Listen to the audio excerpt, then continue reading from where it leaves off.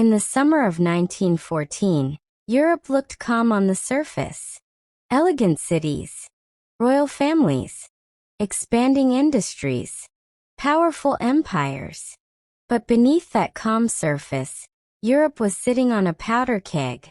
For decades, the great powers of Europe had been building armies, forming dangerous alliances, competing for overseas empires, and fueling extreme nationalist passions.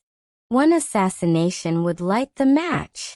But the fire had been prepared long before. To understand why World War I began, we must understand four main forces that reshaped Europe: militarism, alliances, imperialism, nationalism. Together, they turned Europe into a continent ready for war. By the early 20th century, Europe was obsessed with military power. Governments believed that strength meant survival, and strength meant soldiers, guns, battleships, and war plans. The arms race. Germany, Britain, France, Russia, and Austria-Hungary all poured massive resources into their armies. Germany built the largest, most disciplined army in Europe. Britain expanded the world's most powerful navy. France prepared for revenge after losing territory to Germany in 1871. Russia mobilized millions of soldiers despite weak infrastructure. Every nation feared being left behind. If one country built more weapons, others felt forced to do the same. This created an arms race with no finish line. The cult of the military. Militarism went beyond weapons. It became a way of thinking. Generals gained huge influence over governments. War was glorified as heroic and necessary. Military uniforms, parades, and drills filled public life. Schools taught young men that dying for the nation was honorable. In Germany especially, military leaders believed war was inevitable, and even desirable. Better to fight now, they argued, than later when enemies became stronger. Europe was not avoiding war. Europe was preparing for it. To protect themselves, European nations formed defensive alliances. But these alliances didn't bring security. They created dangerous chains of obligation. Two armed camps. By 1914, Europe was divided into two rival blocs. The Triple Alliance.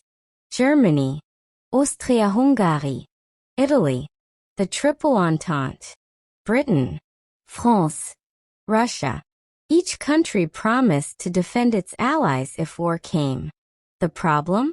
These promises meant that any small conflict could quickly become a continental war. Rigid war plans. Military planners assumed alliances would activate instantly. Germany developed the Schlieffen Plan, a detailed strategy to fight France and Russia at the same time. Russia had rapid mobilization schedules. France had offensive war plans. Britain prepared to defend Belgium and maintain naval dominance. Once mobilization began, stopping was almost impossible. Diplomacy took a back seat to timetables and troop movements. Europe had created a system where peace depended on perfection. And perfection never lasts. European powers weren't just rivals at home. They were competitors across the entire world. The scramble for empire. By the late 1800s, European nations raced to control territories in Africa, Asia, the Middle East. Empires meant raw materials, new markets, strategic naval bases, national prestige. Britain and France controlled vast overseas empires.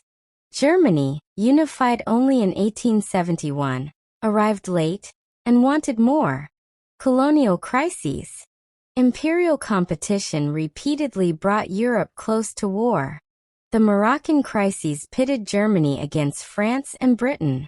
Naval rivalries escalated global tensions.